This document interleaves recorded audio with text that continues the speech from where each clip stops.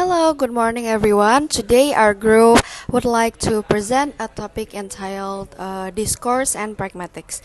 This presentation was guided by Dr. Farida Indri Wijayanti and it's prepared by Lestari Khairunisa, Naila Ayondreni, and Berliani Setia Utama from the English Education Department of Raden Mas Said State University of Surakarta.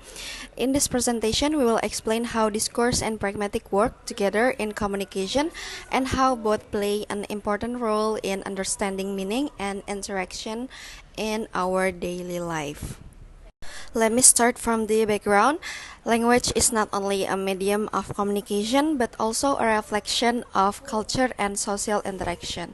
To truly understand how people communicate, we must go beyond grammar and vocabulary and focus on how meaning is constructed and interpreted in a context. This is where discourse analysis and pragmatics come together. Discourse analysis studied how language is used in real life communication, both spoken and written, while pragmatics focus on how people use language based on context, intention, and shared understanding. The combination of these two fields helps us understand how meaning is built and how people cooperate and how communication can differ across cultures and situation. In short, discourse and pragmatics teach us that communication is not only about what we say but also about how and why we say it. The next slide is the cooperative principle. The cooperative principle introduced by H.P. Grice in 1975 explain how people make communication clear and effective by cooperating in conversation. Grice state that communication works best when speakers and listener follow four conversational rules called Grice maxims. The first is the maxim of quantity, which means giving just enough information, not too little or too much. The second is the maxim of quality, which means being honest and giving information based on truth or evidence.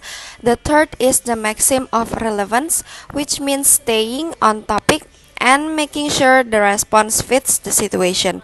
And the last is the maxim of manner, which means speaking clearly, briefly, and avoiding confusion. For example, when someone asks, "Do you want coffee?" and the other replies, "It's already midnight," the answer actually implies, "No, thank you." This shows that even indirect replies can be understood through shared context.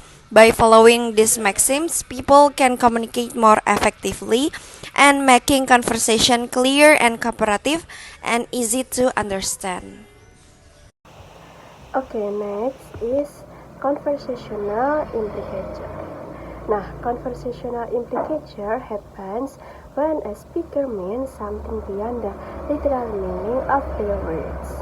For example, when someone asks, "Would you like to go out for dinner?" and then the other people answer, "I have a lot of homework." Nah, this meaning is clear. It's a polite refusal, not just information. Next is politeness and politeness across cultures. Nah, politeness helps maintain social harmony and protect one's face or social self-image. Now, this is two types of face. Number one is positive face and negative face. Now, positive face, which is the need to be liked and accepted, and then negative face, which is the desire to have personal freedom and avoid imposition. Nah, this is for strategy, example, and function of politeness and politeness across cultures. The first strategy is built on regard. For example, "Give me your notes." Nah, the function is direct, used when urgency or authority is clear. And then the second strategy is positive politeness. For example, "Could you share your notes with me? I'd really appreciate it." Nah, the function is polite, solidarity, and friendliness. And then the third negative, politeness. For example, I'm sorry to bother you, but could I borrow your notes? Nah, the function shows respect and minimizes imposition. Nah, the last strategy is off record or indirect. For example, I missed class yesterday. Nah, function implies a request without stating it directly. And then gender and politeness. Now, studies show that women tend to use more indirect and cooperative language forms such as hey Jess, maybe, I think, or the question, isn't it? To maintain social harmony. Meanwhile, men often use more direct and assertive language, reflecting confidence and independence. For example, a woman says, could we maybe turn the music down a bit? Nah, the man says, turn it down please. Nah, these differences are not fixed but depend on context, relationship and conversation goals. Politeness and cross-cultural pragmatic failure. Pragmatic failure happens when someone uses language in a way that doesn't match the social or cultural expectation of another person. Thomas explained two main types. Pragmatic failure, this happens when the grammatical form the sentence correct, but the level of politeness or social meaning is not appropriate. For example, a Japanese student tells a teacher, lend me your pen. Although grammatically correct, it sounds rude in English because does not include expression like could you please? So the sentence does not match the politeness level expected English culture. The next is socio-pragmatic failure. This happens when someone understanding the social norms or cultural expectation of the community. For example, in Indonesia, people often say, come to my house anytime just to so friendly. But someone from another culture may understand this literally and visit their house unexpectedly. The misunderstanding comes from different cultural norms, not the language itself. This example, so the effective communication requires both the correct grammar and understanding without cultural rules. This cross-cultural communication can easily lead to misunderstanding. And the next one is pragmatic in classroom discourse. In classroom interaction, pragmatic helps teacher and student communicate more effectively.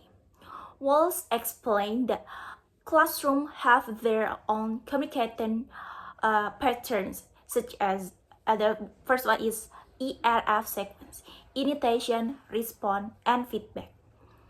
And the next one is turns taking, knowing when to speak. And the last one is repair strategies, fixing error politely. Okay, for example, indirect request. The teacher said, who wants to try answering this question? Intended of giving a direct comment, the teacher used a polite, indirect request to encourage participation. And the next, repair. The student said, he goes to school every day. The teacher, good. Let's say he goes to school every day. The teacher correct the mistake gently without embracing the student. According to Wijayanti, understanding pragmatic strategies helps students build communicative competence. It also helps teachers create a friendly and more respectful learning environment. The conclusion is discourse analysis and pragmatic show that communication is not only about correct grammar but also understanding social and cultural meaning. We learn that people must follow conversational rules, use polite language, and understand hidden meanings to communicate well. A difference in culture can cause misunderstanding, so knowing pragmatic rules is important, especially in cross-cultural situations. In the classroom, pragmatic help teacher and student interact more clearly, politely, and effectively. Overall, studying pragmatic help us understand how language build meaning and support good relationship in different contexts. Pragmatic in classroom discourse. Pragmatic in classroom means understanding how language is used during teaching and learning.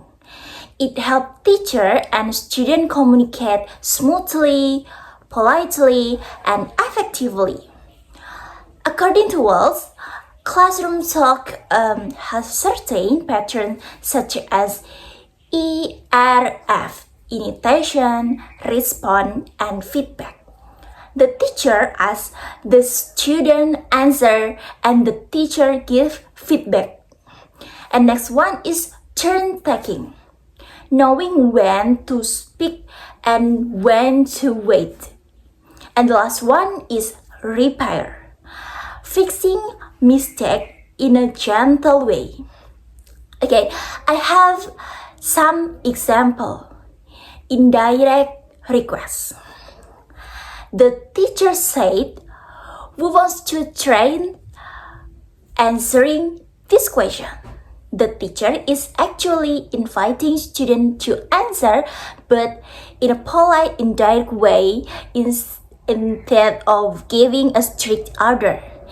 And the next is repair. Student, he go to school every day. The teacher said, "Good.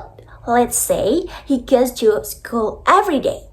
The teacher correct the student kindly without making them feel embraced. Wijayanti 2021 explained that understanding that pragmatic function helps students build communicative competence, meaning they can use language naturally and appropriately. It also helps teachers balance being too church but still friendly, making the classroom more interactive and respectful. Okay, the next one is conclusion. Based on the presentation, discourse analysis, and pragmatic show that communication is not only but words but also about social and cultural understanding. Principles like cooperation, implication, and politeness help explain how people create meaning beyond literal language. Difference across culture and gender can influence how message and interpreted. In the classroom, pragmatic support clearly and more respectful, and overall study discourse and pragmatic help us understanding how language build meaning, manage and relationship to keep harmony different situation. Thank you. Wassalamualaikum warahmatullahi wabarakatuh.